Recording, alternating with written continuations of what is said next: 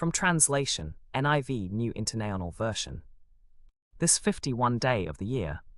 Today we are reading passages Numbers 21 to 22. Numbers chapter 21, verses 1 to 37. When the Canaanite king of Arad, who lived in the Negev, heard that Israel was coming along the Atharim road, he attacked the Israelites and captured some of them. Then Israel made this vow to the Lord: "If you will deliver these people into our hands, we will totally destroy their towns." The Lord listened to Israel's plea and gave the Canaanites over to them, and they totally destroyed them and their towns. So that place was named Hormah. Israel, however, moved on to the desert along the route to the Red Sea, just as the Lord had instructed them. They set out from Mount Hor and traveled along the route to the Red Sea. to go around Edom. But the people grew impatient on the way. They spoke against God and against Moses and said, "Why have you brought us up out of Egypt to die in the wilderness? There is no bread, there is no water, and we detest this miserable food." Then the Lord sent venomous snakes among them. They bit the people, and many Israelites died. The people came to Moses and said, "We sinned when we spoke against the Lord and against you. Pray that the Lord will take the snakes away from us." So Moses prayed for the people. The Lord said to Moses, "Make a snake and put it up on a pole. Anyone who is bitten can look at it and live." So Moses made a bronze snake and put it up on a pole. Then when anyone was bitten by a snake and looked at the bronze snake, they lived. The Israelites moved on and camped at Oboth. Then they set out from Oboth and camped in Ayabarim in the desert. From there they moved on and camped in the Zerd Valley. They set out from there and camped alongside the Arnon, in the wilderness that extends into the Amorite territory. The Arnon is the border of Moab, between Moab and the Amorites. That is why the Book of the Wars of the Lord says, "Waheb in Suphah and the ravines of the Arnon, and the slopes of the ravines that lead to the site of Ar and Lai, along the border of Moab."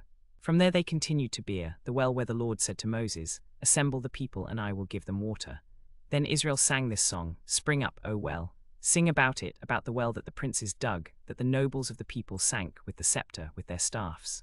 And from the wilderness they went on to Mattanah, then to Nahaleel, then to Bamoth, then to the valley in Moab where the top of Pisgah overlooks the wasteland.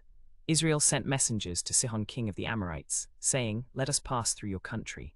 We will not turn aside into any field or vineyard, or drink water from any well. We will travel along the king's highway until we have passed through your territory." But Sihon would not let Israel pass through his territory. He mustered his entire army and marched out into the wilderness against Israel. Then he fought with Israel at Jahaz. Israel, however, struck him down and took over his land from the Arnon to the Jabbok, but only up to the Ammonite border, because that border was well fortified. Israel captured all the cities of the Amorites and occupied Heshbon and all its surrounding villages. Heshbon was the city of Sihon king of the Amorites, who had fought against the former king of Moab and had taken all his land up to the Arnon. That is why the poets say, "Come to Heshbon, let it be rebuilt, let Sihon's city be restored." Fire went out from Heshbon, a flame from the city of Sihon.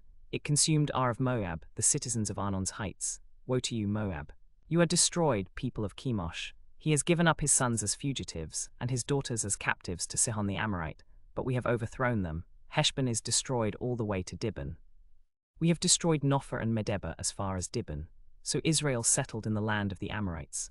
After Moses had sent spies to Jazer, the Israelites captured its surrounding villages and drove out the Amorites who were there. Then they turned and went up along the road toward Bashan, but Og king of Bashan and his whole army marched out to meet them in battle at Edrei. The Lord said to Moses, "Do not be afraid of him, for I have delivered him into your hands, along with his whole army and his land. Do to him what you did to Sihon king of the Amorites, who ruled in Heshbon."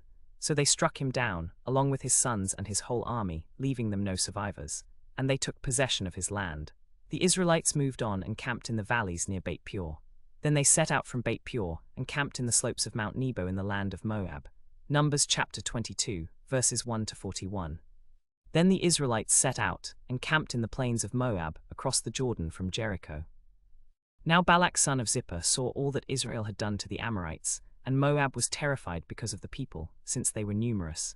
Indeed, Moab dreaded the presence of the Israelites. So Moab said to the elders of Midian, "This horde is going to lick up everything around us, as an ox licks up the grass of the field." At that time Balak son of Zippor was king of Moab. He sent messengers to Balaam son of Beor, at Pethor on the Euphrates River, in his native land, to summon him. "A people has come out of Egypt," he said. "They cover the face of the earth and are living opposite me. Now come and put a curse on these people, because they are too powerful for me. Perhaps then I will be able to defeat them and drive them out of the land. for I know that those you bless are blessed, and those you curse are cursed." The elders of Moab and the elders of Midian left, taking with them the fee for divination. When they came to Balaam and reported Balak's offer, Balaam said to them, "Spend the night here, and I will bring back word to you as the Lord may speak to me." So the officials of Moab stayed with Balaam. God came to Balaam and asked, "Who are these men with you?" Balaam said to God, "Balak son of Zippor, king of Moab, sent me this message. A people has come out of Egypt, and they cover the face of the earth. Now come and put a curse on them for me. Perhaps then I will be able to fight them and drive them out." God said to Balaam, "Do not go with them. You must not put a curse on those people, because they are blessed." The next morning Balaam got up and said to Balak's officials, "Go back to your land, because the Lord has refused to let me go with you." So the Moabite officials returned to Balak and said, "Balaam refused to come with us." Then Balak sent other officials, more numerous and distinguished than the first. They came to Balaam and said, "Thus says Balak son of Zippor, let nothing keep you from coming to me, because I will reward you handsomely and do whatever you say. Come and put a curse on these people for me." But Balaam answered them, "Even if Balak gave me his palace filled with silver and gold, I could not do anything good or bad of my own accord. I must speak only what God puts in my mouth. Now stay here tonight, and in the morning I will tell you what God says to me." That night God came to Balaam and said, "Since these men have come to summon you, get up and go with them, but do only what I tell you." Balaam got up in the morning, saddled his donkey, and went with the officials of Moab. But God was very angry when he went, and the angel of the Lord stood in the road to oppose him. Balaam was riding on his donkey, and his 2 servants were with him.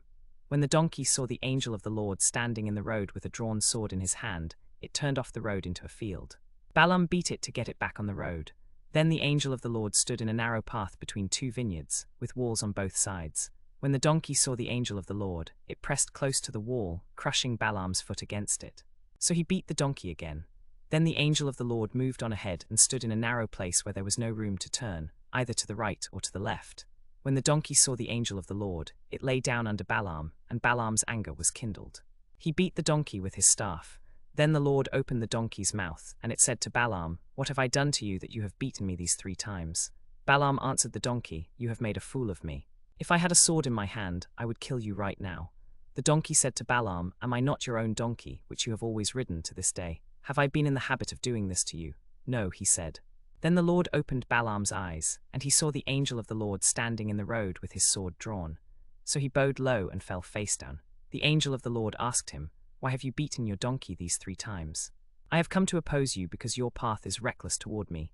The donkey saw me and turned away from me these 3 times. Unless it had turned away, I would certainly have killed you by now, but I would have spared it." Balaam said to the angel of the Lord, "I have sinned.